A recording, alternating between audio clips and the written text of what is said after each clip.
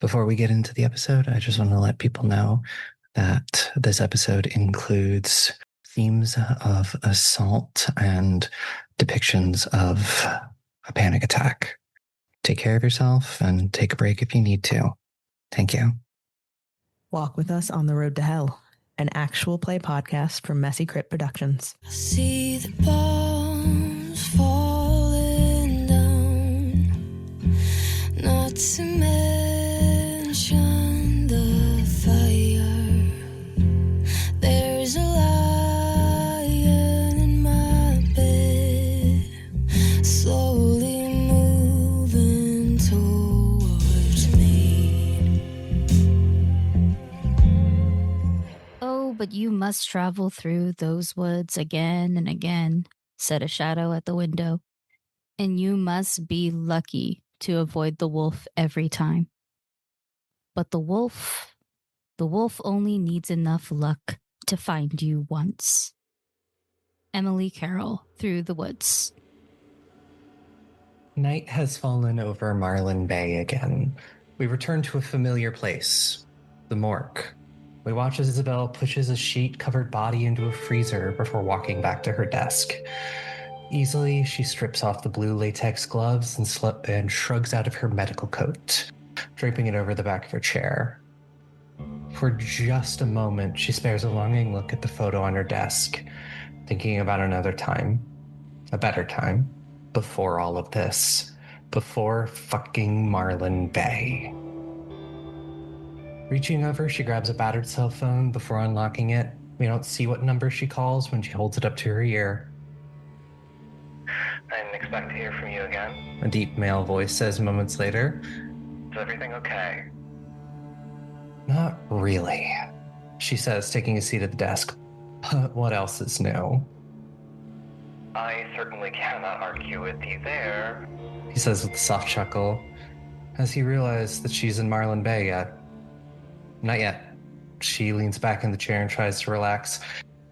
I've been passing some blood to her father, so he can make sure she stays hidden.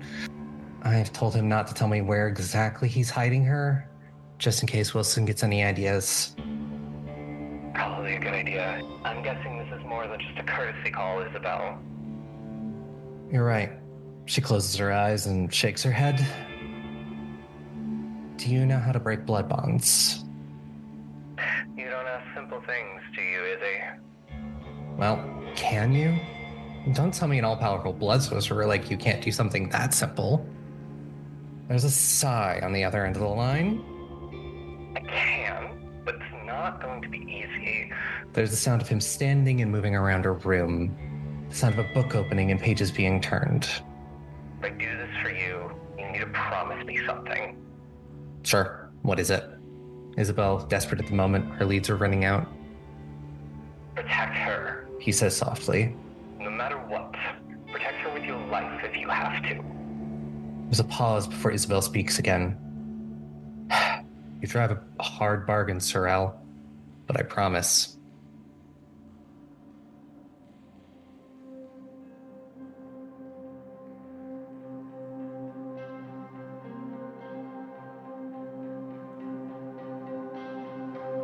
So, things are complex right now is the best way to put it. Mason and Haven just finish shouting at each other. They're kind of walking off in their own separate directions. And Lola, you felt the tug on your collar before turning around, seeing Alina at the top of the stairs, probably about 20-ish feet away, giving you a little wave. And Penny, you're here with books to go to a lecture. I'm gonna go pick up the book that got thrown on the floor. And I'm gonna go look at it, and hopefully it's not wet by mysterious college liquids in this college parking lot. Yeah, it's a little dirty. Some dirt, but you can brush that off. I think I'm just staring at Alina, a little shocked. Because holy shit, the brass balls on this one. I'm gonna approach with a smile. She gives you a smile in return. Alina. Lola. How you been? And I'm gonna backhand her. We're going to do a strength brawl. And the difficulty will be set at 1 because she is not expecting us. Good. Am I petty enough to willpower for this? Yeah, I'm petty enough to willpower roll for this. That's still 1 success, though. Still 1 success. It still meets the resounding sound of a slap as you get her right across the cheek. And she grabs at it and it's just like, I probably deserve that. No, I think you did. You got anything you want to tell me, babe? I don't know. Just wondering what you're doing here. Oh, just spending time with some friends. Where's Zav? Just looks around and says, somewhere. You should probably let him know I've got one for him, too. Sure, when I see him. Okay. I'll step a little bit closer and make eye contact and just tell her, if you ever try to put hands on me again, I'll put a fucking stake through your heart. Give me a wits insight roll. 2 successes. There is a brief, incredibly brief flash of fear when you say those words, where she's mastered herself and just kind of falls back into her nonchalant gives you the kind of crooked smile and kind of just spits out a little bit of blood and says, message heard, loud and clear. Good girl. Have a nice night. And I'm going to walk back to Penny and Mason. Y'all ready? Let's go. I imagine after that blow up with Haven that I'm at least several paces ahead already, kind of heading towards the building, unless either Lola or Penny tries to hold him back from doing so. I think I would have tried. You just had a rather monumental crash out. Then Lola slapped the white off that girl. So a lot of things have happened. I think I am, not including distance, I'm in the middle of you both, but like you're probably farther along ahead, and Lola is over there. But like I'm in the middle. I'm probably just waiting for Lola, and then we can probably jog back up to you. Sorry about that, Pen. It's okay. Are you okay? Not really, but that's been the case for a couple of years now. I was gonna say, you still have the mag light, right? It's in my purse. Well, it hurts them. Yeah, I know. That probably would have been a better choice, but that felt a lot better. I'm talking about, just in case. Yeah, no. I don't think she's gonna take that well. Oh, that was dumb. Fuck. Speaking of dumb, Mason. I slow to a stop, but I don't turn around. We fucking doing this or not? Yeah. But are you okay to do it still? Am I okay to look in the eyes of somebody who possibly made my sister a fucking monster? Yeah. I was gonna say you don't have to if you need some time. I appreciate you suggesting that. Fuck. And I'm going to lean against a tree and slowly just sort of slump down a little. Gonna look at Penny. And I'm gonna walk over and sit on Mason's right side. Like also leaning against the tree. I can go sit in the lecture and text you guys when it's done. Just do me a favor. Can you share your location on your phone? Just... Oh, yeah. I will share my location. All right. Pen, if you get anything weird, just shoot me a text. I'll come running, okay? We both will. Okay. Oh, at least the easy part is I go here, so it's very natural. I'm going to do the thing where you walk backwards to push the door with your butt, but it's a pull. So then when it doesn't move, I have to now pull it. Lola's giving you that look of like, oh, thank God you're cute. We watch as Penny enters the building, heads on in with the lecture, and we'll stick with the other two under the tree for a moment. Well, that was fucked. Yeah. You know, as much of an angry asshole as I am, I wouldn't do that sort of shit to you guys. You know that, right? I think I do now. That's not a slight against you, Mason. I'm just a shitty person. So I kind of expect the worst. No, cut that shit out. You're not a shitty person. You do shitty things and you make shitty decisions, but you're not a shitty person. Oh, honey. You didn't know me in Boston. You didn't know me in Chicago.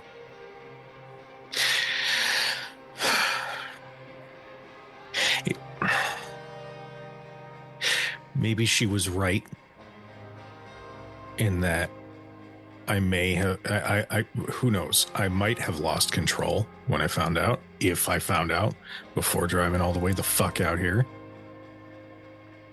But I would have known that I could work through it. So I'm kind of unsure how the fuck I'm supposed to just be okay and shrug it off. Oh, it's Mason. Mason's the asshole. He's the one who's the problem child. So why don't we let him be the one to be pissed off for a while? I don't fucking know. I really didn't think that this would even be a thing. But I guess that's a lesson learned. I don't think there's any way that any of us could have prepared for this shit. Come to this fucking town to get away or start fresh or whatever. Turns out it's just as bad as where we left. No.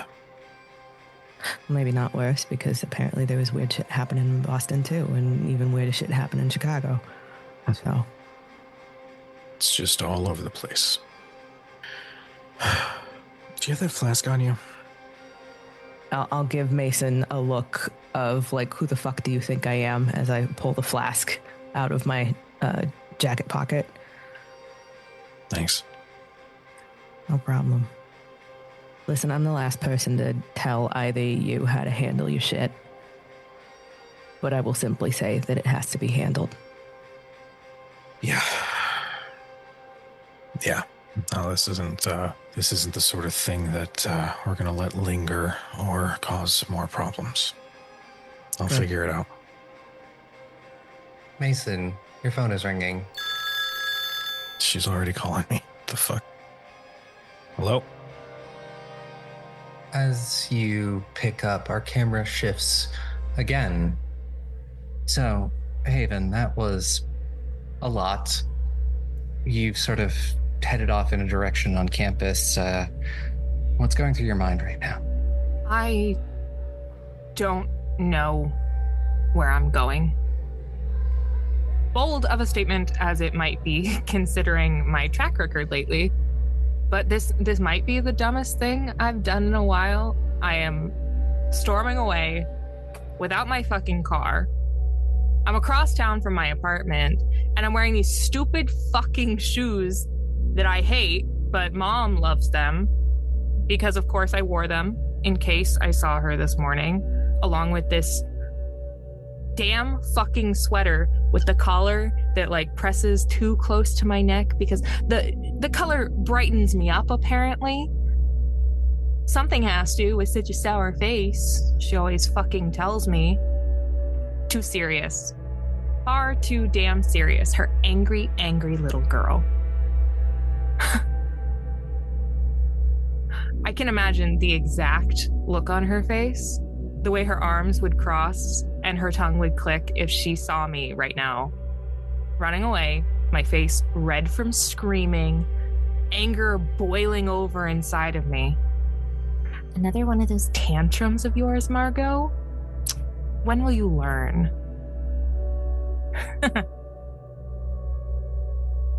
When will I learn? I almost laugh out loud, but I don't think I can make any sound, because I can't really breathe.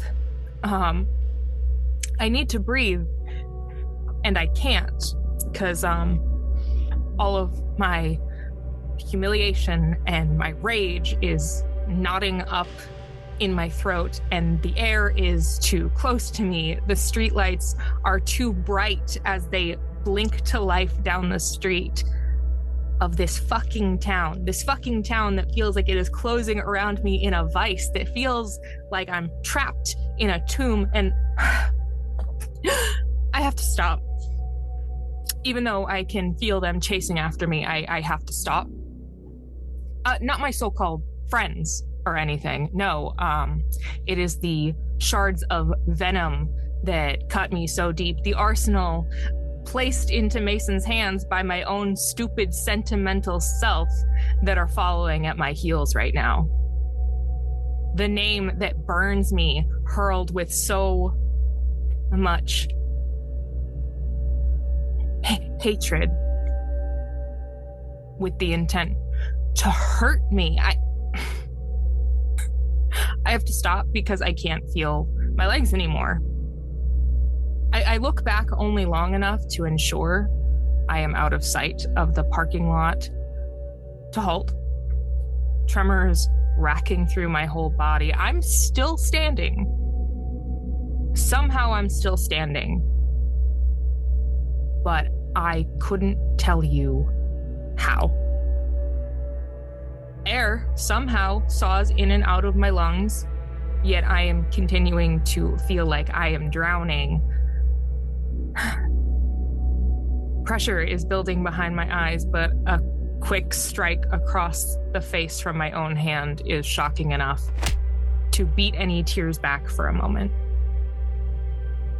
A sob spasms in my chest, and another hit follows because it is easier to center the pain on the stinging of my cheek and the ache of my eye socket than the all-encompassing agony that has no mark, no wound to mend or burn to soothe.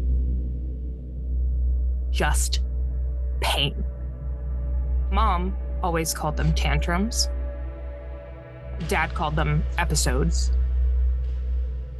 Ember calls them panic attacks, but that feels too clinical of a term for all the hair pulling and scratching and complete departure from reality.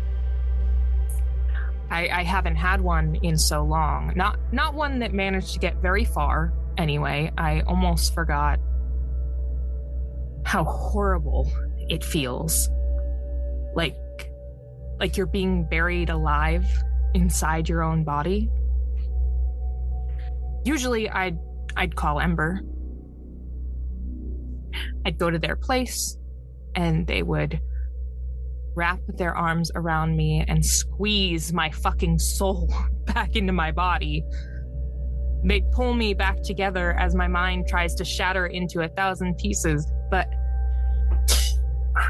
I can't call Ember. I can't let them see me like this. Not when my wounds are fresh and weeping, when I am raw and exposed, and all of the hideousness I keep hidden is already oozing out of me like I'm an open sore. I can't let them comfort me and hold me close when I've only ever held them at arm's length.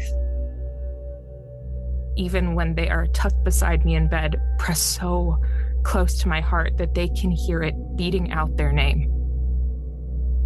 In the time before them, in the time before love, a time that I can feel myself rapidly returning to. Pain is what I knew, and the pain will always know me. Fuck. I'm a stupid, know-nothing, worthless fuck up. Even when I think I'm doing the right thing, only I can fuck it up so horribly, so completely, regardless of intention, maybe I'm too far gone. Maybe I made too many shitty decisions and broke myself too thoroughly to ever be better than what I am now. No. It's too much. Too much. It's all too much. Another hit, and this time my earrings, another point of pain to hold on to ground me, to help me fucking focus. I feel like I'm screaming, but I know it's all inside, the screaming and the crying and the begging for help, for someone to free me from the prison of my own mind. My face is wet. My head is aching. My arms sting as my nails dig in deep, drawing wells of blood from the half-moon marks left gouged in my skin. The points of pain are like fire, burning away all feeling, leaving numbness in its wake, and I just need it to consume and never stop. I don't want to feel. I don't want to think. I want nothing. I want oblivion.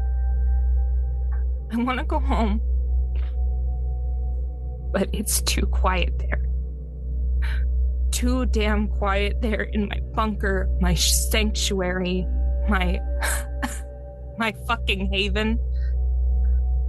Why else would I constantly fill it with people, with noise? Why else would I keep beer stocked that I don't drink and cereal that I don't eat? How else would I get people to stay? How could I keep them there to push away the silence without something concrete to offer them? A place to eat and fuck and sleep and drink and fill my world with sound to drown out the buzzing thoughts circling in my own head. Because that's the brunt of it.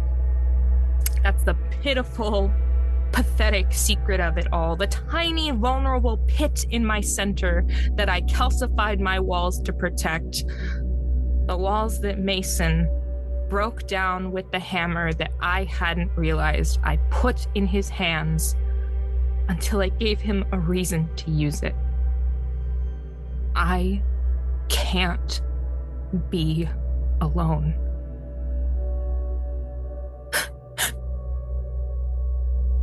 But now I am. And it's all my fault. It's all my fault. It's all my fault. It's all my... And that's when you hear a voice say, "Hey, you okay?" I kind of jump and turn around really fast, kind of wiping at my eyes because I really can't tell if I am crying.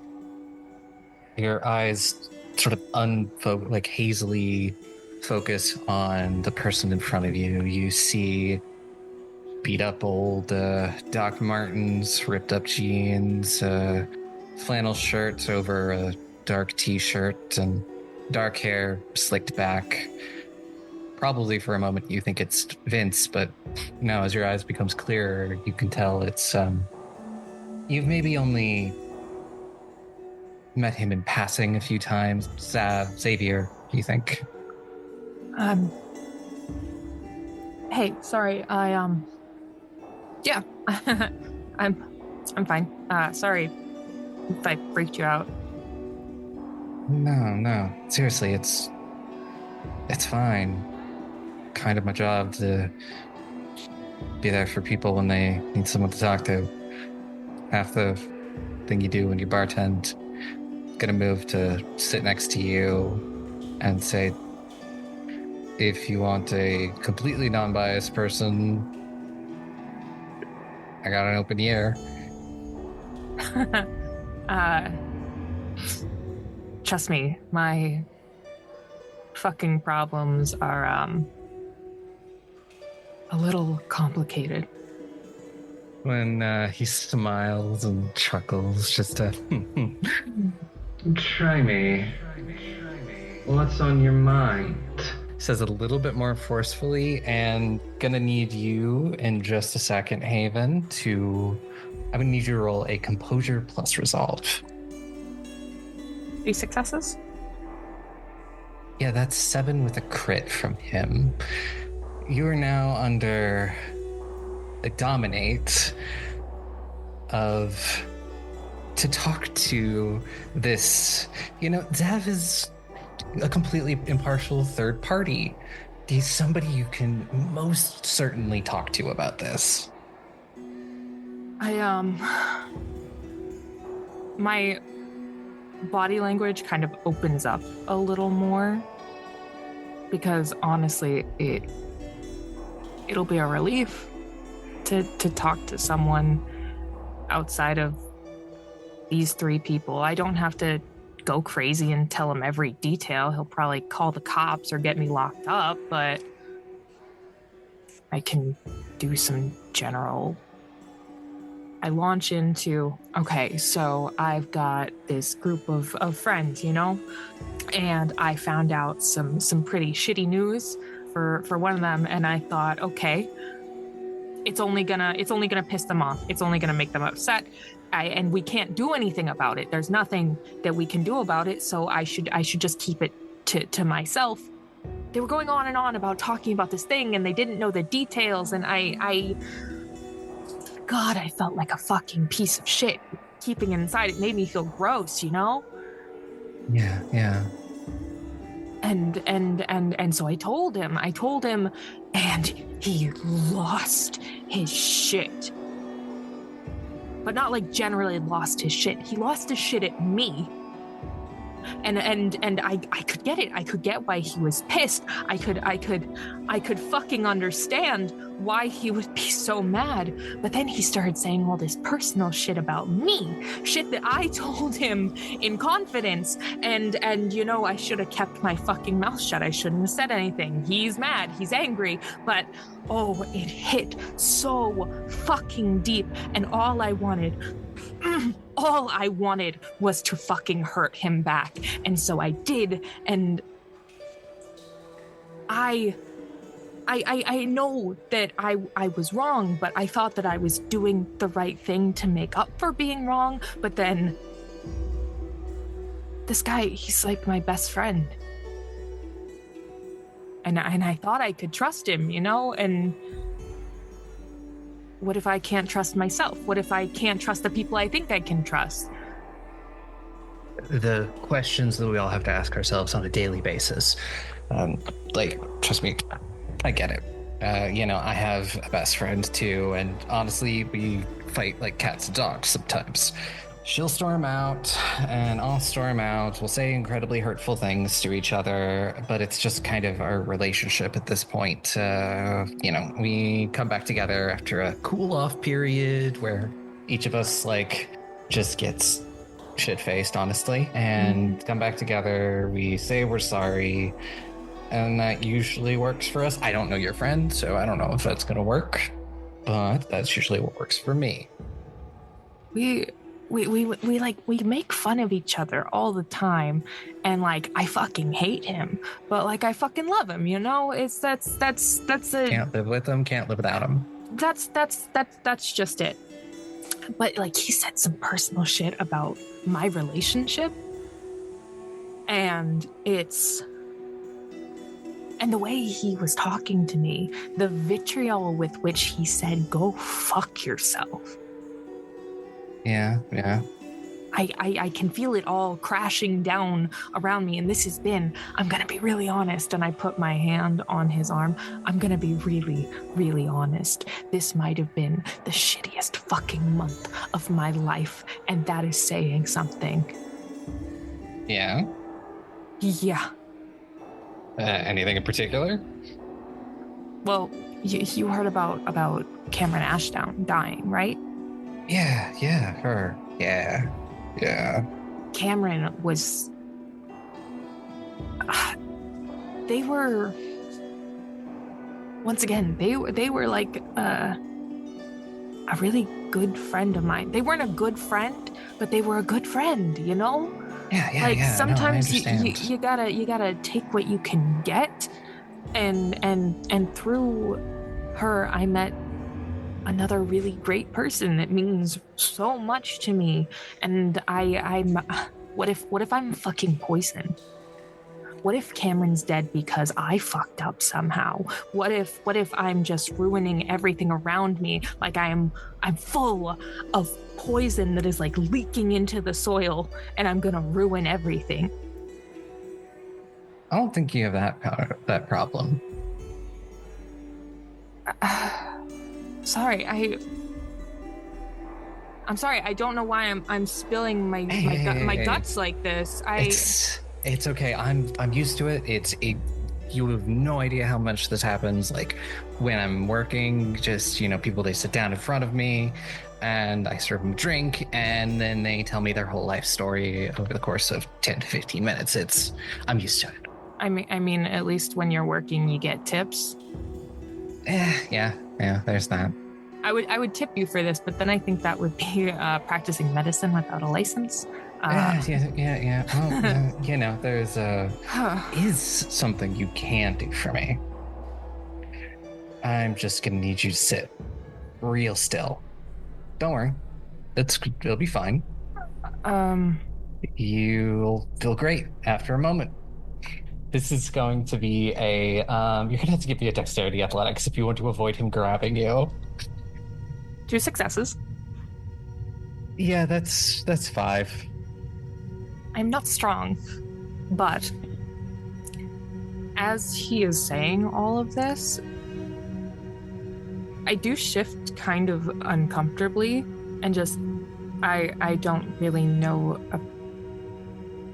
I just remember we don't really know each other, and I'm gonna go to stand up.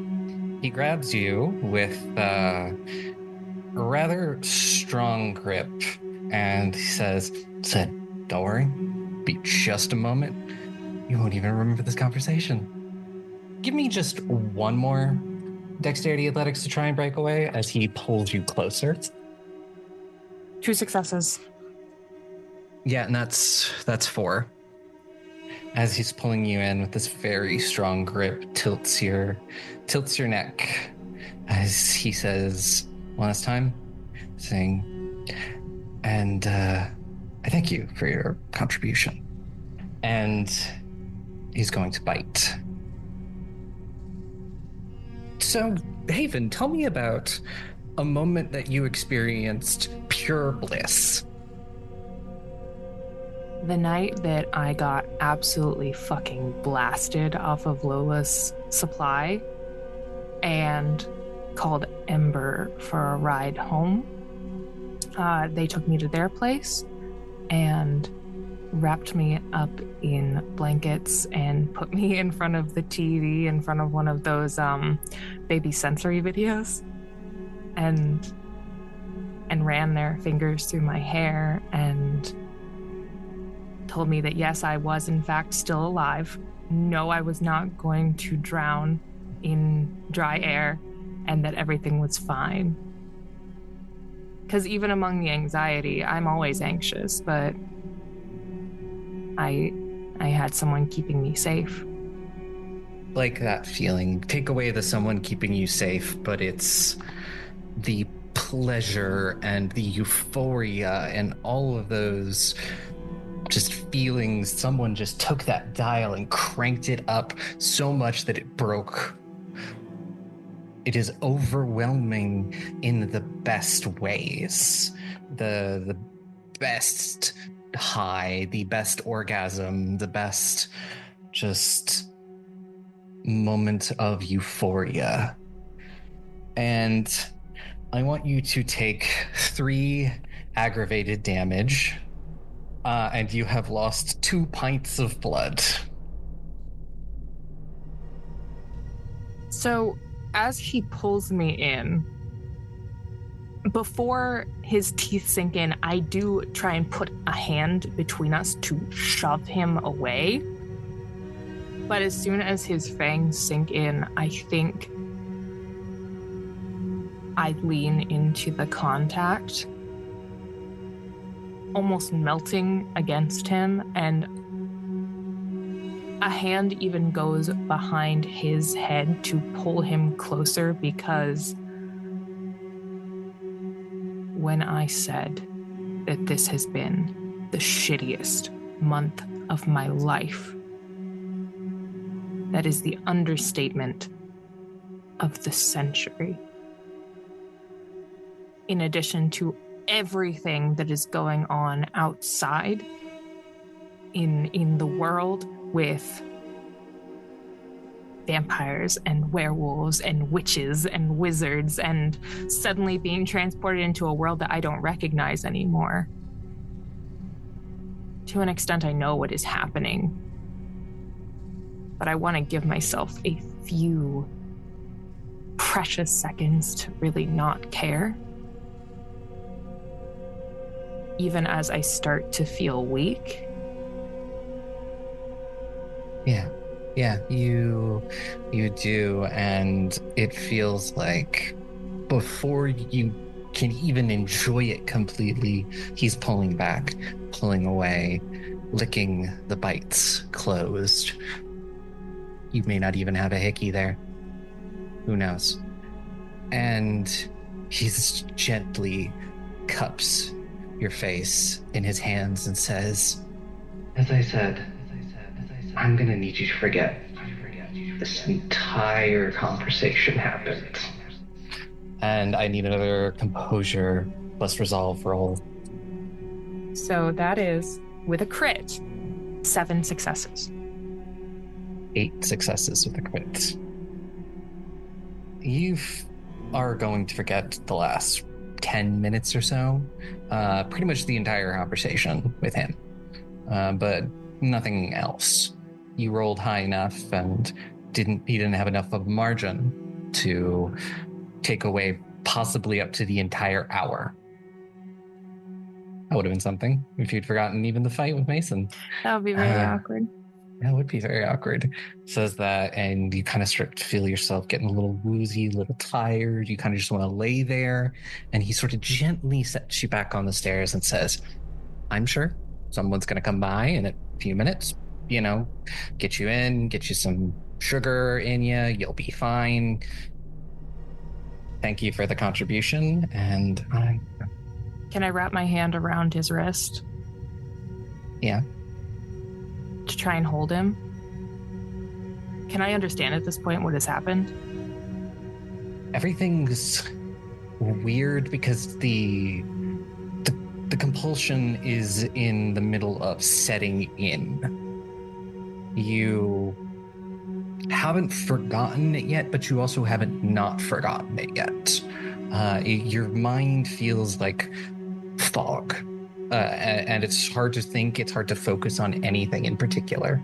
You have about the strength of a wet noodle currently holding on to his arm, and you've just lost 2 pints of blood very quickly. Mm-hmm. I will say you can either pull your weapon or pull out your phone and attempt to call for help. Okay. As he is sort of gently extracting your hand from his wrist and stepping back and saying, you'll be fine, have a wonderful night, maybe I'll see you again sometime. I'll find you, fucker. Life finds us all eventually. You don't know who you just fucked with. And I'm gonna pull out my phone, and shaky fingers are going to dial Mason's number. Yeah, you get about as far as hitting the button and watching it says calling Mason pop up before blackness is going to swallow you and you are unconscious.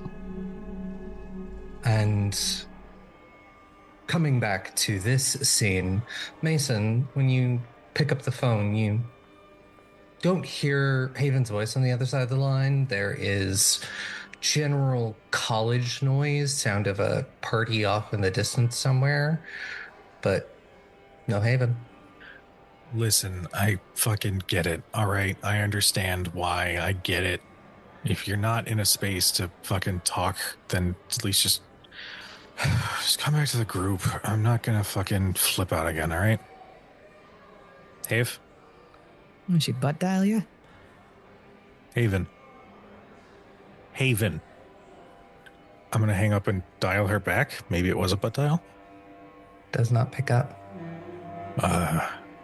When the voicemail beeps, I like slowly stand and just kind of idly look around.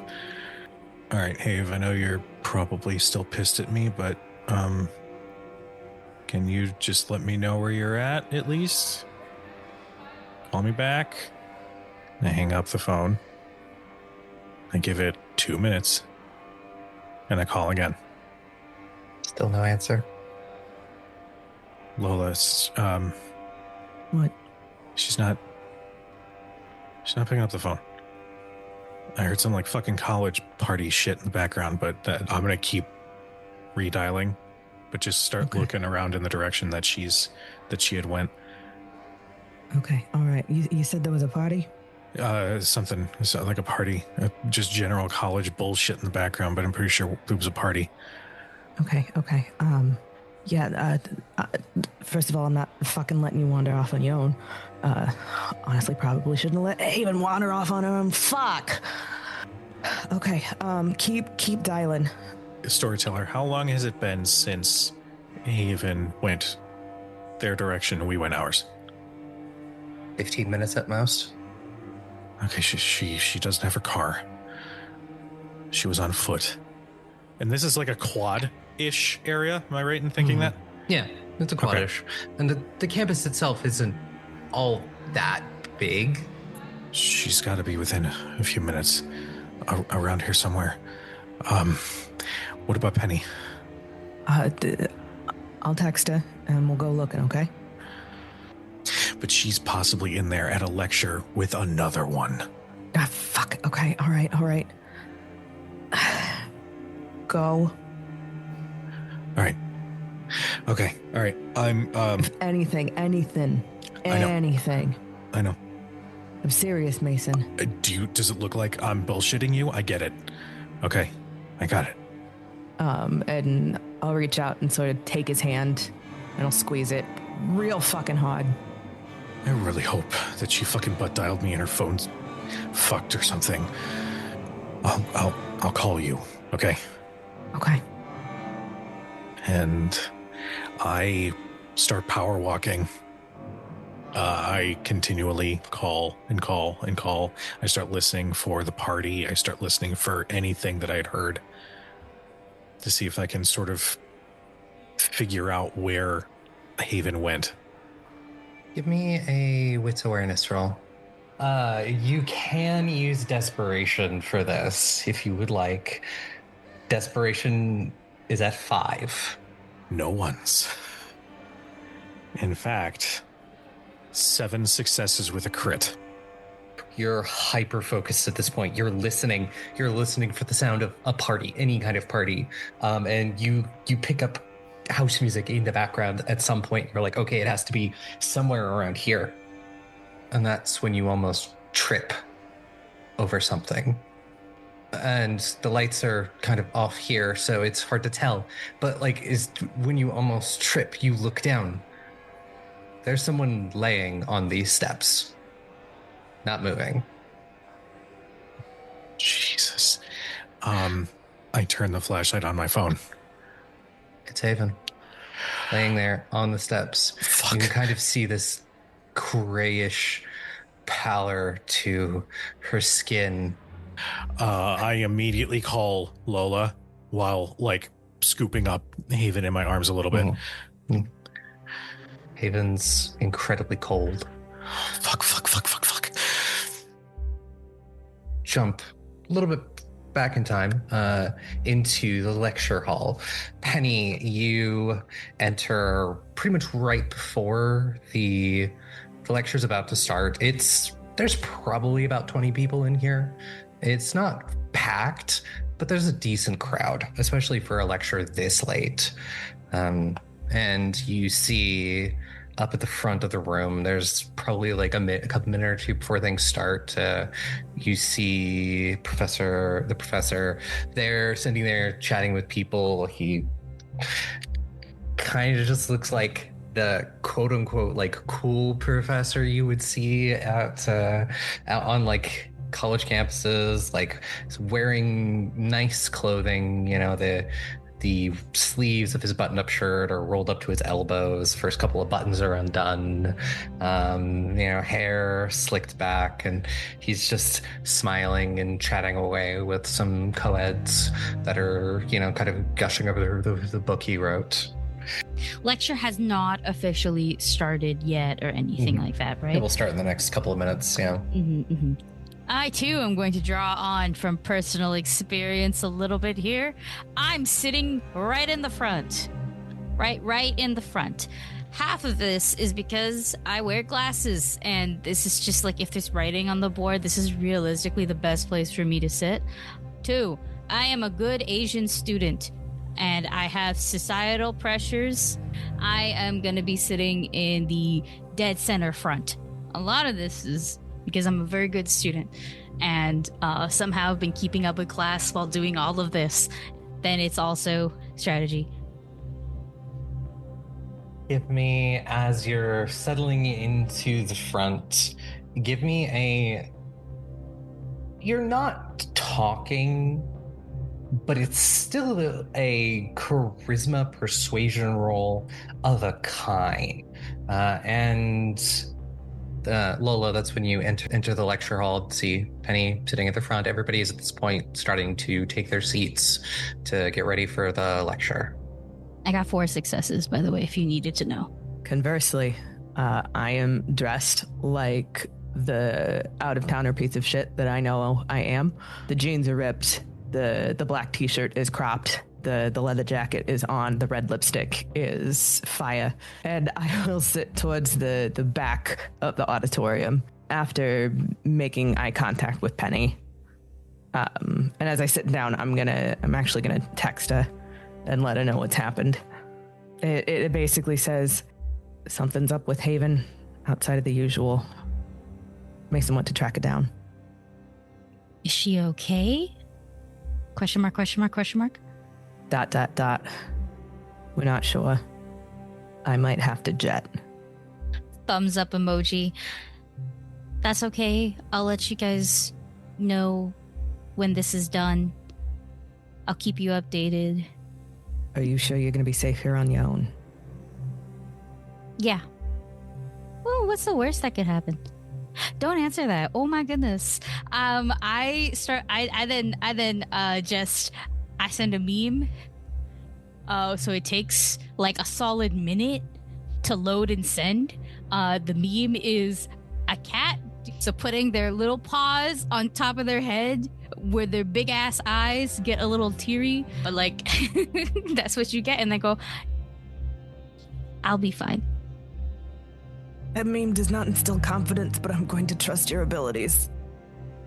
So, as this is going on, you watch as Gabriel takes his place at the front of the class and starts the lecture. Currently, this lecture is on Maine and the ghost stories of Maine.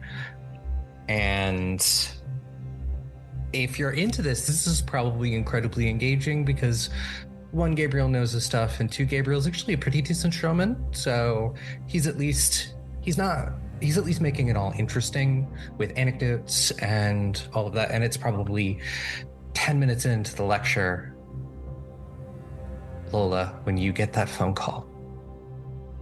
I may not be I'm undiagnosed at this point, let's be perfectly honest, but I don't think I've ever put a ringer on my phone either. So I will feel it buzz in my inner jacket pocket, and I'm going to get up and like duck right outside the door as I answer. I found her. She's fucking passed out on the fucking stairs. She's cold to the touch. I don't know what the fuck happened, but she's not responsive. Okay. Can you get a bed? I can probably get her to the car, I think. Yeah, I'll meet you there. Pen has assured me that she will be okay, and I'm gonna take her at her word. Oh, Jesus, fuck. Okay. I'm gonna see you at the car. And as I walk out, I'm gonna text Pen again. Found Have. She's unconscious. We're going to the car. I think we're gonna find that fucking doctor. I see the notifications. I discreetly take my phone to my lap, and then I copy paste Dr. Langley's phone number because I put it down in my phone. Then I will send a thumbs up because I can't really like fully text. I'm in the front, and also I was a little bit engaged with this with the story. This is my major, so like I was like actively a little bit like interested in this. This was kind of a win-win for me. So I'll send you a thumbs up, and then just kind of I'll continue to keep my phone on my lap so I can look down if I need it. But also for like the purpose of this, it looks like I put it away. And the response is, I will keep you updated. Be safe. I will read it, but I can't respond. Book to the car. Yeah, I carry Haven.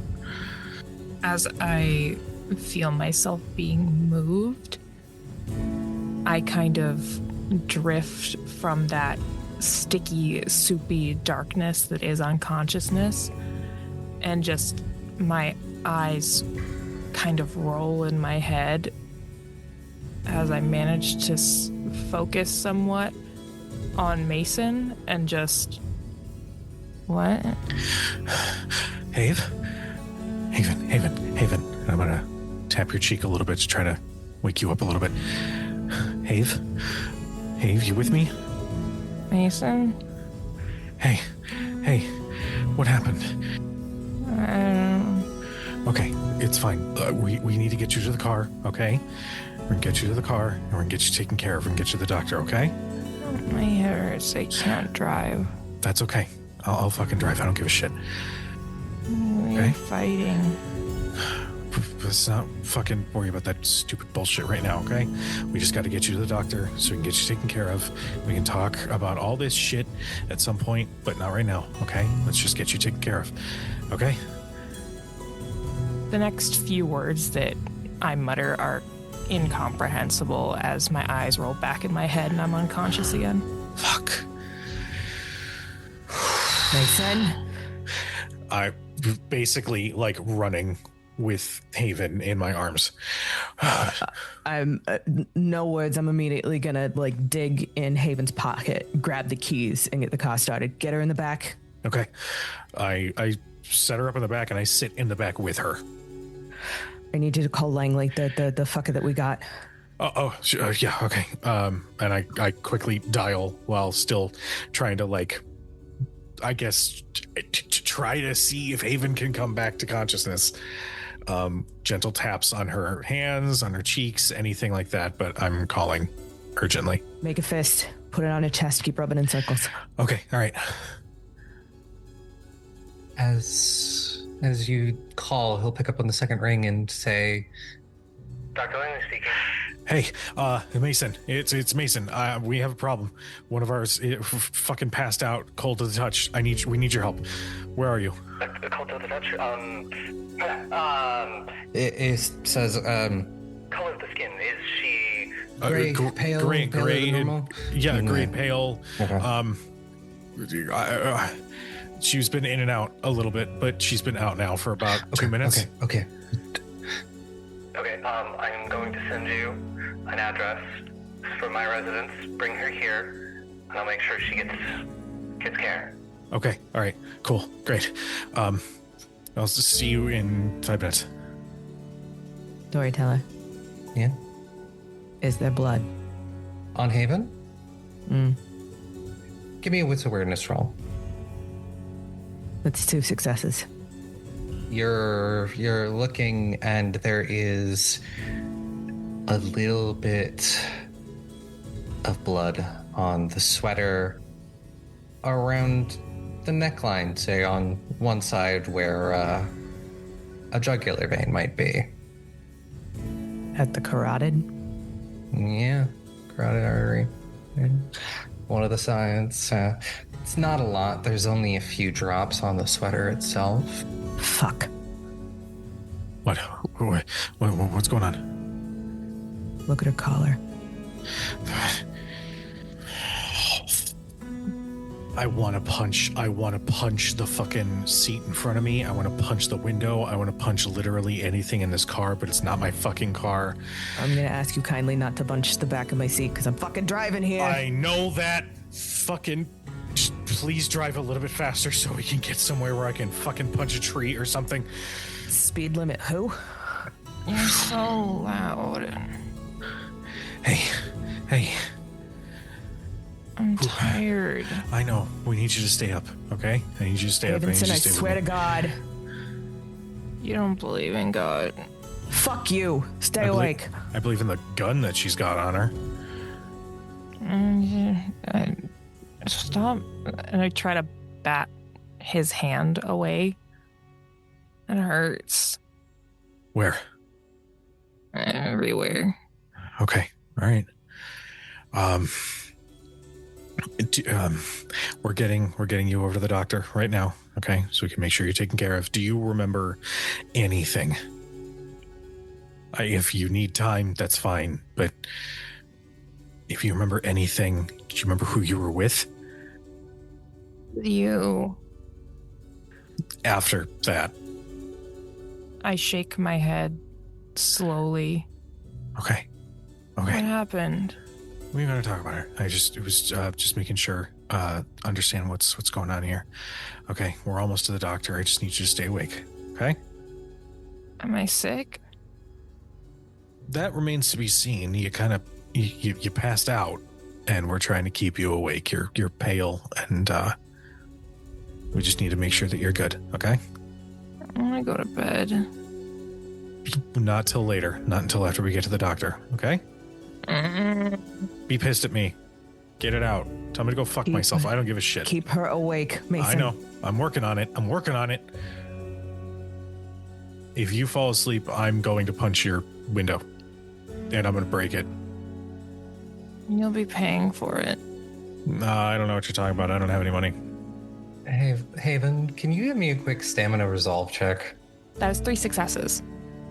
You're managing to keep yourself awake, especially with Mason talking to you helps. So you don't feel that you do not feel like you're in danger of going back to La La Land at any time. But oh my God, everything is heavy. Your eyelids feel like they're made of lead, and you like just lifting your arm feels like it takes 3 times the amount of energy it should. Why can't I rest? Because we need you to stay awake to get you to the fucking doctor so that the doctor can say what's going on. Okay? I'll stop whining, you bitch. Shut the fuck up. Go to hell. Already there. Yeah, well. You guys don't even like me, hate me. Heh. You know that's not fucking true. Nah, I just think you're a pain in my ass. It's okay, I hate me. Join the fucking club. Haven, I want you to listen to me real fucking close. Okay? Let me pause my podcast. Don't ever say that shit again. Okay? What bit? I've been saying a lot of shit because you won't let me fucking sleep. Yeah, well, you can still be pissed at me about that, but don't ever say that you hate you or that we hate you, okay? Lola thinks you're an annoying piece of shit, but I think she has that sort of affection for anybody that she actually kind of likes. So there's that. And I need you to fucking...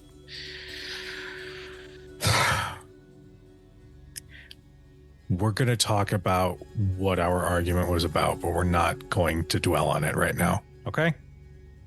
Where's Penelope? She's at the lecture. I'm gonna try to sit up. Can I manage it? Takes a second, but and you kind of get a bit of a head rush where all you want to do is lay down again. I reach out a hand on the back of the seat to kind of brace myself as the world starts spinning and just turn around. Yeah, no. No. Turn around. She's all alone.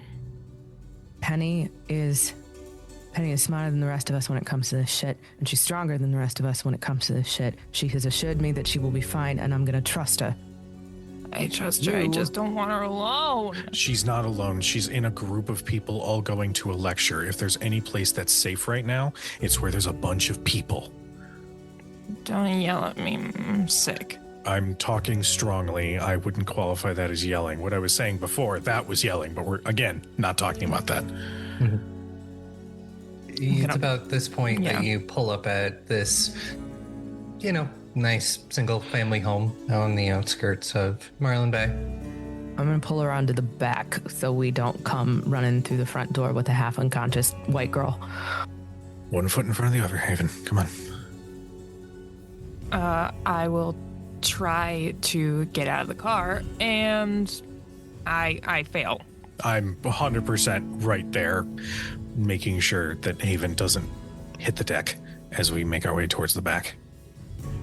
Yeah, as you approach the back door, it opens. You see Dr. Langley, and there he has pulled on a set of latex gloves, and he kind of just ushers you in, and he says, "Down the hall, first door on the left. You can put her in there." Okay. As Mason moves ahead with Haven, I'm going to stay behind with the doctor. I think she was attacked by one of them. He nods and says, "Go to the kitchen. In the fridge, there are some blood bags. I may need them." Yeah. Oh, okay. I don't know. I don't know a fucking blood type. They are the ones in the fridge should be universal. Okay. Yeah. Turn kitchen single-minded. Do I hear Lola? Would I hear attacked? Give me a wits awareness roll for that. I will give you a -1 penalty, a -1 die penalty because of your current state. Fair. That's 4 successes. I don't know if you hear the word attacked, but you do hear Dr. Langley say, "Grab me the blood bags from the fridge.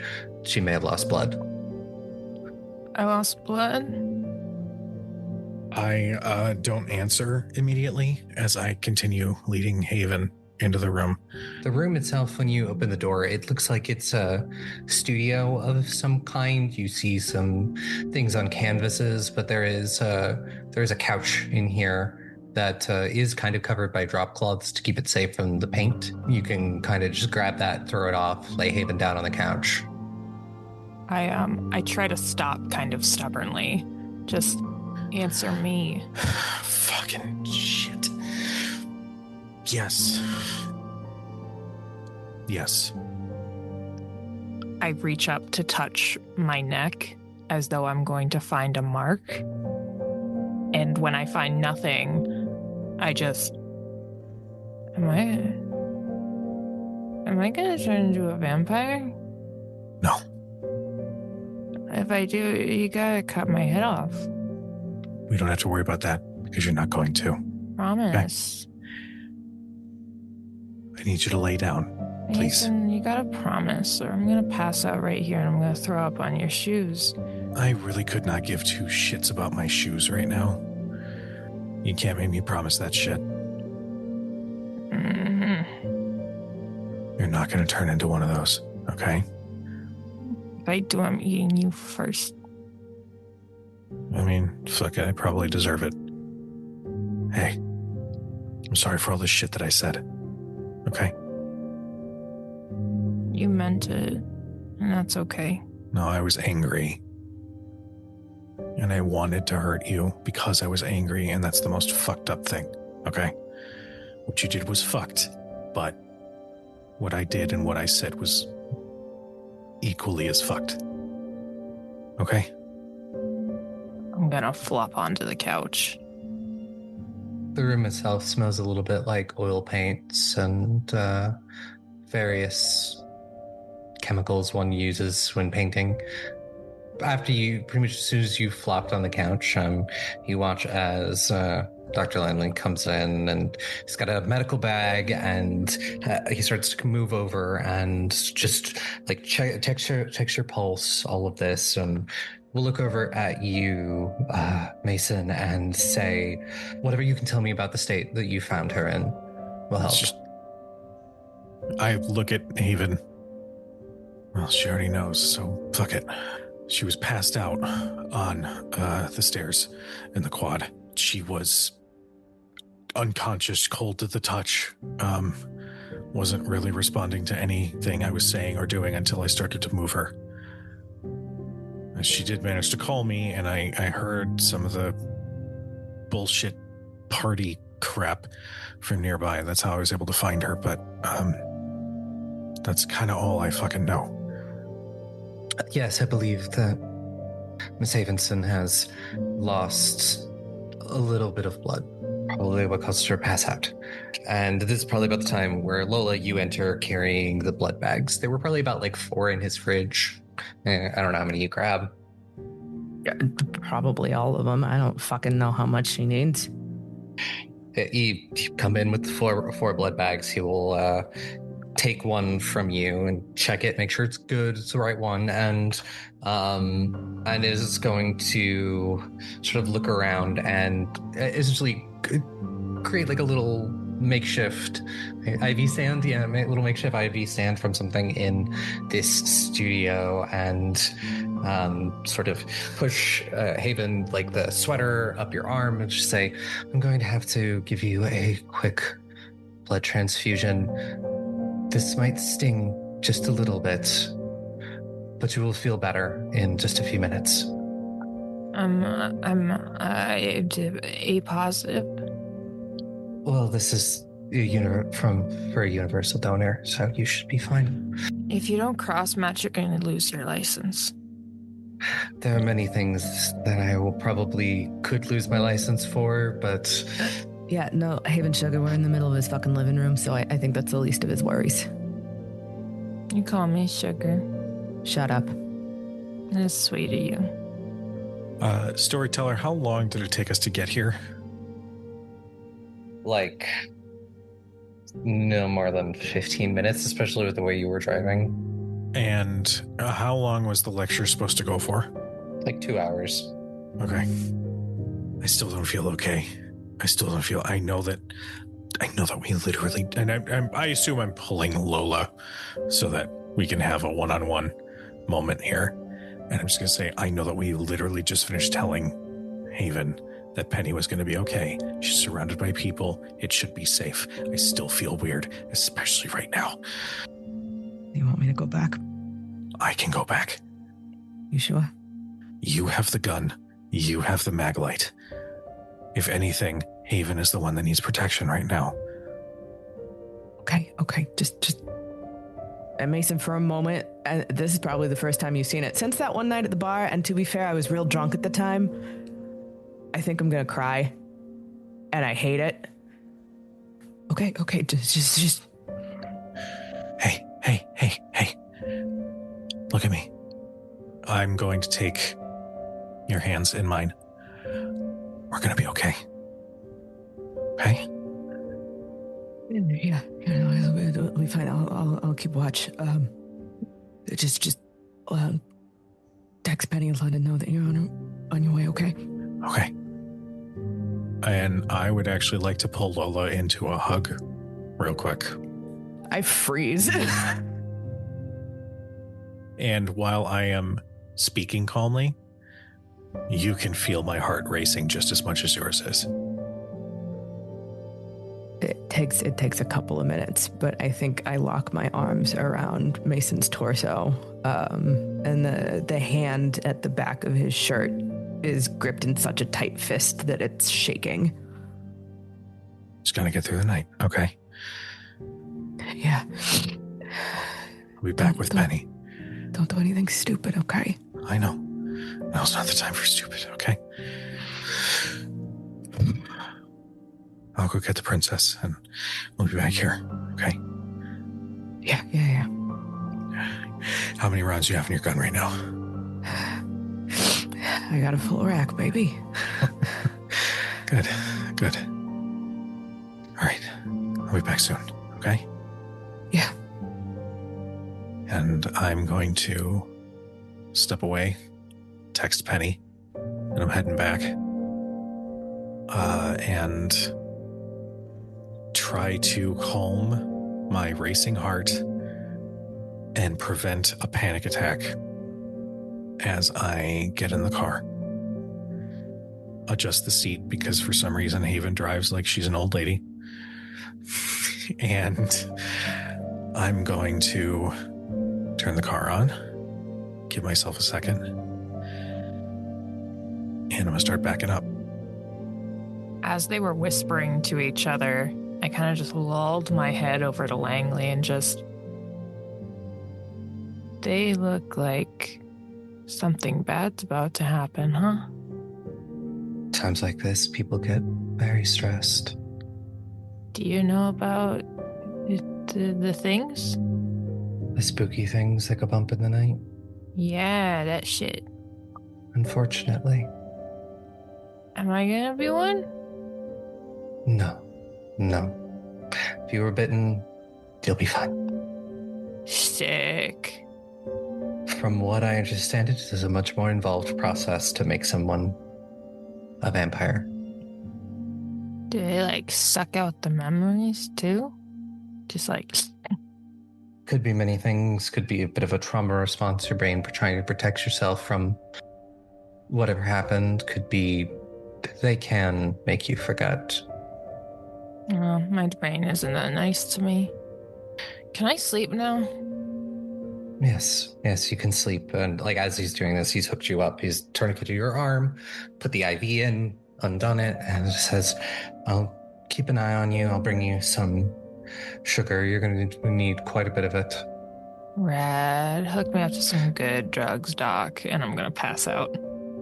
Lola, as you re-enter the room, you see Langley getting up and, just checking the bag one more time before turning to you and said, she's passed out, needs to sleep. When she wakes up, lots of sugar to help her body balance out. And once this bag is finished, I'll hook up a second one. Yeah. What do I owe you, Doc? Nothing. It's fine. I don't like owing people favors. What do you want? Just don't go poking around in the house. Yeah, all right, that's fair. At the very least, can I use you, John? Yeah. The top of the stairs. First door on your right. Yeah. Appreciate it. And I'll kind of like clap him on the shoulder. Upstairs, door to the right. I will close the door behind me, clap both hands over my mouth to silence the fact that I start violently sobbing. As you head up the stairs, give me another wits awareness roll real quick. 2 successes. You're a little too in your own head. Notice anything as you head into the bathroom. Doesn't take long. If anyone's good at, cramming the feelings down into a little concrete box, it's me. We can unbox that later. But I'm gonna splash some cold water on my face, head back down, and as I do, I'm gonna check the mag in the chamber on my pistol before I settle in to keep watch. You notice that Langley has gone into the kitchen, brewed coffee. We'll come back with a cup for you. Thanks, Doc. You don't mind my asking, how'd you get into this shit? He kind of laughs softly and, would you believe me if I told you my ex-wife? She was a fucking vampire? No, she worked for one of those groups that hunts them. She never physically brought any of it home, but she emotionally brought a lot of it home. Religious or governmental? Governmental. She worked for the CDC. Huh. No, that makes a certain amount of sense. Yeah. Bunch of anemia in one spot. Yeah. Mm-hmm. Smart. She was incredibly brilliant, but the work became her life. Yeah. From what I can tell, you don't really get a life outside of this. No, and I, unlike her, couldn't do that to our daughter. I am very uncomfortable with the line of questioning that I have brought upon this. So I'm gonna nod sympathetically. Also, random question. How much does Lola know about art? I don't know. I've been to the MoMA a couple of times. Yeah. It's nice. I'm not like an expert or anything.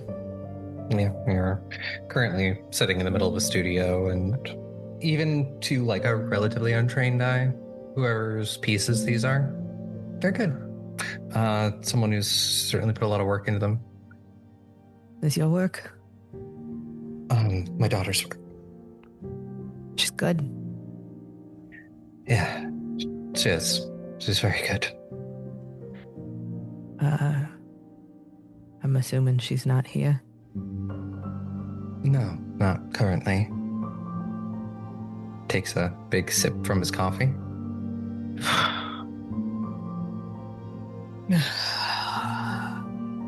There's gonna be a lot of these, aren't there?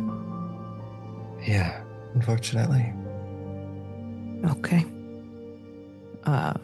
I'm gonna like hold the coffee mug in my hands, but I'm not gonna drink it.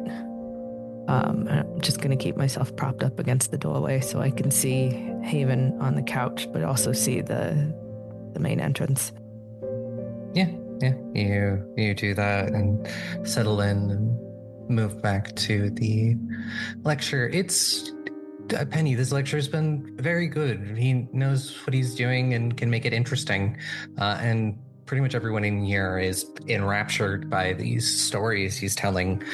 And it's probably about like, you probably have a little less than an hour left of the lecture when Mason comes in. Are you just hanging out in the back? I actually imagine that it would look awfully suspicious if a random guy walked in halfway through a lecture. Somebody who pretty obviously didn't go to the school. So I'm going to find a spot outside the lecture hall, the amphitheater, to essentially like linger and just keep my head on a swivel. And I'll just text Penny, I'm right outside the hall. When it finishes up, we need to go. I will. How good this lecture? Let me see. Let me roll his pool of things.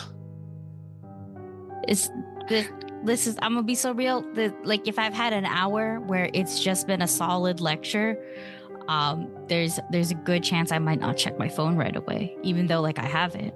I might be. Yeah, I mean, it's 5 successes with a critical on a performance roll. All right, I'm not gonna answer my phone. Unfortunately, I'm into this shit. This is my major. Yeah, he's got slides. He's got video clips. I might be actually taking notes. Like I might actually be taking notes because this kind of stuff is like a little good for us, low-key. And then after about roughly an hour more, the lecture wraps up. And are you going to immediately leave when the lecture's over, or are you going to try to get one of those books signed? I'm going to try and get one of the books signed. Yeah, that's what I thought. A lot of people got this over with before the lecture, so there's only a few of you who are in the line. Mason, at this point, you start seeing like people filing out. Princess. At seeing that Penny is not among some of the first to leave, that gets my adrenaline going again. And I'm going to ball my fist real hard and take a really deep breath to try to calm myself before I go into the building to see if I can find where Penny is. Penny, you are probably like the second or third in line, and when you approach Gabriel, he'll give you his dashing smile and say, as you hand the book over to him, who should I make it out to? Penelope? Penelope, beautiful name. Thanks. I'm a big fan. Your lecture was really good. Great. Thank you. I'm bad at this. It's fine. It's all stuff for my next book, so you got a sneak peek. As he's saying, as he's reading in the book. You students here? Yep. Also folklore, mythology. We need more folklorists. There are not nearly enough of us. And there aren't so many esoteric texts to go around. Mm-hmm, yeah. Ironically, my next paper was also on Marlin Bay's folklore, and your lecture's perfectly it's perfectly timed. Oh, glad to be of help, he says as he's like closes the book and like looks at it and saying, this is definitely one of my favorite ones that I've written, as he's handing it back to you. My favorite one is the fourth one. I kind of have all of your books, but I don't want to take up too much of your time. It's fine. I'm doing plenty more lectures. Feel free to bring the rest of them by at some point. More than glad to sign. If I look behind me, are there people in line? Yeah, there's like 2 people in line behind you. You'd be like, I kind of have them all here, but I don't mind coming back. No, it's fine. I insist. Okay. I'm gonna take them all out. Drop all the books there and just be like, do you mind if I quote you on my paper? No, go for it. Okay, thank you. I just want to make sure I had permission and stuff. You were making all sorts of notes. It's very, I always love to see people involved and paying attention in the lectures. Would it be I don't want to come off really weird, but like could I possibly get some more direct quotes from you later next time? I don't know if I come back for the lecture. Of course. I'm going to be here for a bit, and I'm doing these every couple of weeks in between all of my research. Cool. Then I'll come to your next one if you have time. I know these go pretty late though, so I don't want to. I'm always a bit of a night owl, so it's fine with me. Okay, cool. And it's saying that you're signing all of them and then hands you back the stack of the books. Thanks so much. It was lovely to meet you. Nice to meet you too. I'm going to do my lame back walk again, where I kind of look like a duck because I'm low-key waddling. But also I have to keep my dog in check. So like Muffin's is like in between me and do the thing where I'm trying to see if I'm like, can I put my books in my bag while I walk away?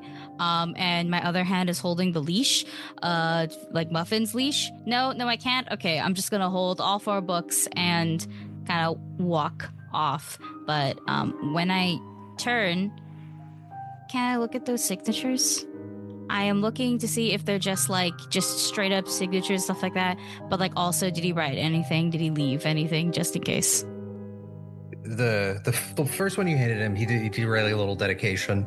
The others are just a signature. And the dedication he left you was to Penelope. Always love to see a curious mind. Mm-hmm. Okay, that's fine.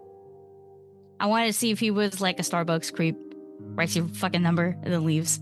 That kind of vibe. But that's fine. I will go to another lecture.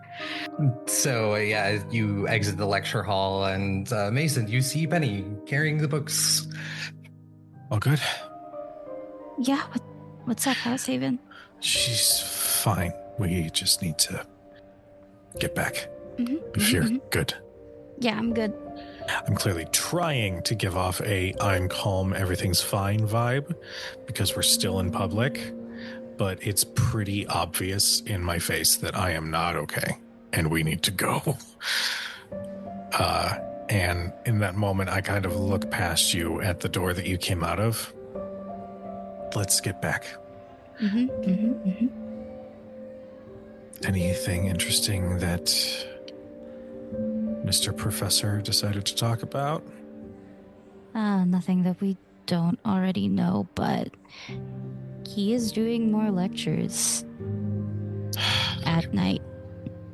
I was really hoping it was a one and done. Okay, that's fine. We're walking and talking, but I'm trying to be a little mindful of like how loud my voice is. Yeah, but if he's, special, he's stuck here. That is true. And your sister's in Chicago, so she's safe from him. Yeah, that is true. Small wins. Yeah, well, I'll consider that after Haven feels a little bit better. She was a little anemic earlier. Anemic? Mm-hmm. Oh no, okay. Mm-hmm. So, she's fine. We managed to get her to a doctor. So she's getting cared for. Lola's with her, so should be all good. Where did you find her? Not too terribly far from where we saw her walk off. And I assume we're like approaching the car at this point. And I'll say, passed out on the fucking stairs. There's security cameras, I think. Well, I hope Haven's starting to feel better because there's no fucking way I'm going to be able to hack anything to get access to any of that shit. No, I'm me neither. I'm basically illiterate. Cool, I'm not alone. I go put muffins in the back, and I'll put like all my shit in the back. And but I get to sit shotgun for like the first time ever. This is awesome. Small wins. Small ones. Just storyteller, just curious. Yeah. Do I see him leave the building? Give me a wisdom awareness roll.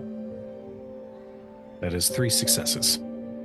Yeah, he's not trying to hide it as he leaves. Chatting with some girl who was at the lecture. Jesus Christ. Fuck. I struggle a little bit to like actually turn the car on because I know that there's a real good likelihood that that girl probably not showing up for classes tomorrow. Fuck. Okay, all right. I have to turn this car on and get moving. Otherwise, I'm going to do something stupid. And I promised Lola that I wouldn't. So let's just get back to them. I am making the same face you're making. It's cold. I'm not staring at the girl coldly. I'm staring at him. Okay, like this is stupid, but you know I play bait, right? Jesus. Penny. You realize you're talking to the equivalent of an addict right now, right? If you're insinuating what I think you are.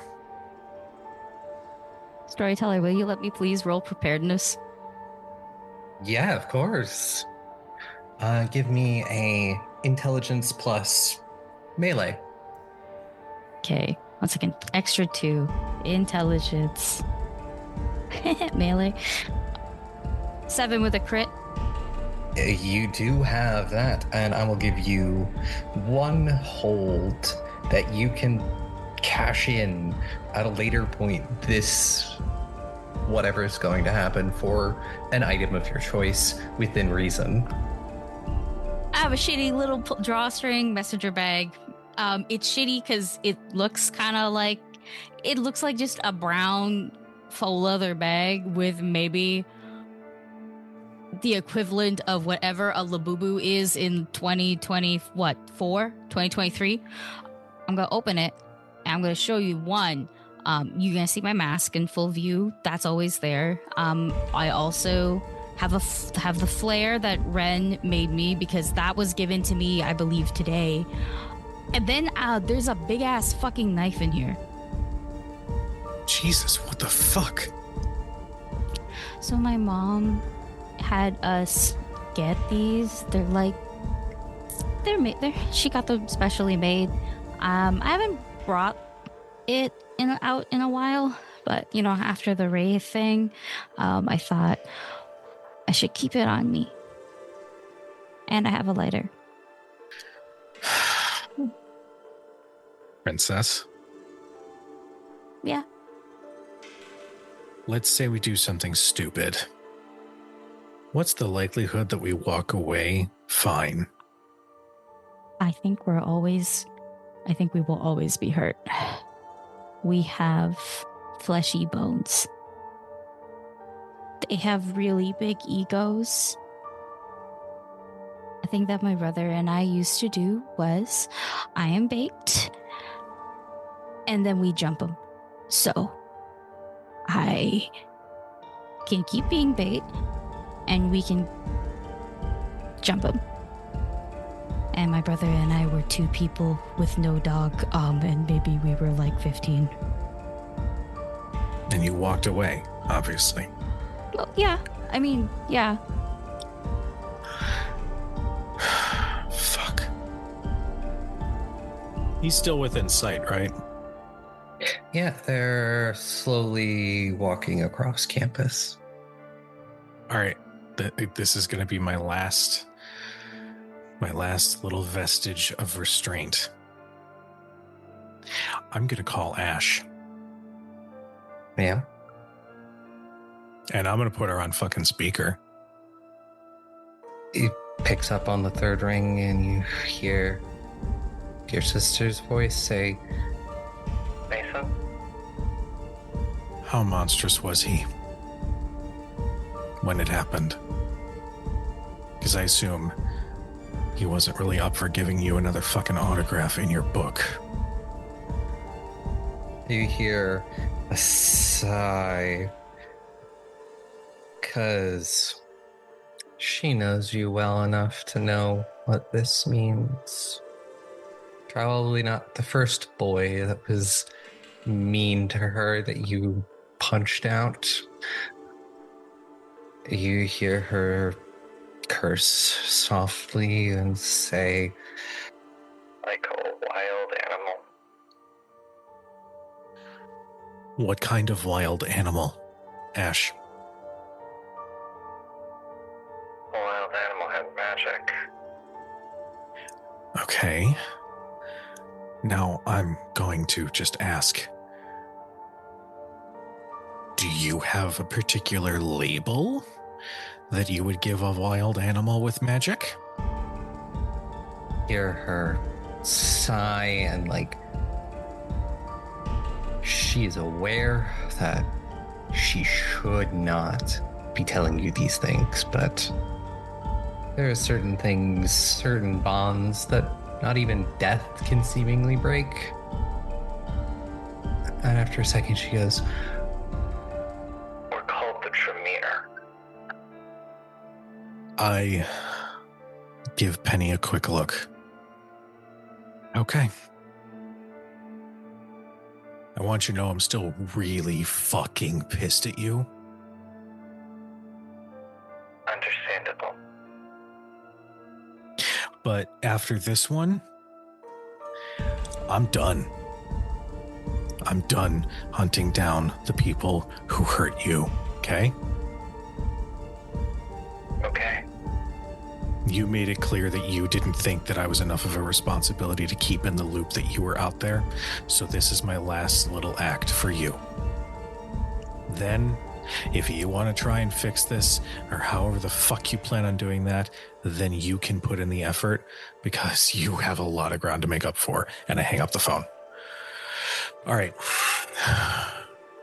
Weak spots. Tell me about them. They still have, hopefully he still has all the people anatomy, and I am assuming he's a man, so the penis and back of the knees, Sure. ankles, and neck super Cool. important. We're and chest also... and chest. Well, yeah. Okay. Do we have any idea on what version of a monster he is? Storyteller, what do I know about Tremere? Give me. Give me a intelligence occult roll. Intelligence occult. Could I use my mask? Yes. Yeah, you could do the edge test with your mask.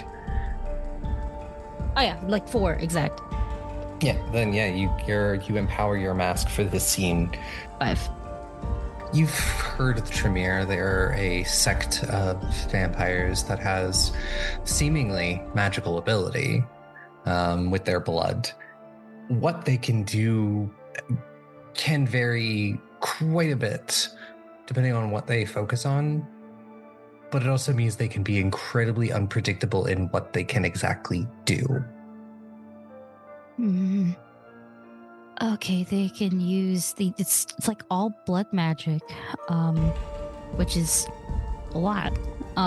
So they kind of unpredictable, but that does mean that, I mean, if they're like a regular Tremere, they should have all the regular body parts.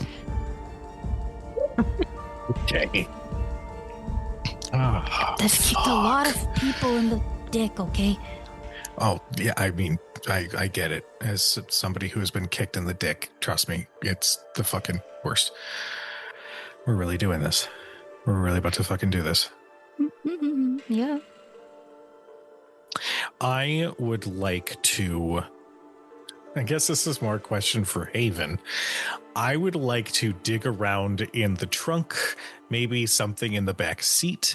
Is there anything that could be used either as a weapon or anything like that? Do you have like a tire iron? Yeah, you're rifling around and you find a very unfortunately pink gun. Oh, what but the fuck? It is well maintained. It is fully loaded and it's got a fresh clip. Jesus. Oh yeah, we got that from her parents' house today. What? She had a pink gun at her parents' house? Yeah. I didn't get to meet him, but I believe it's Brown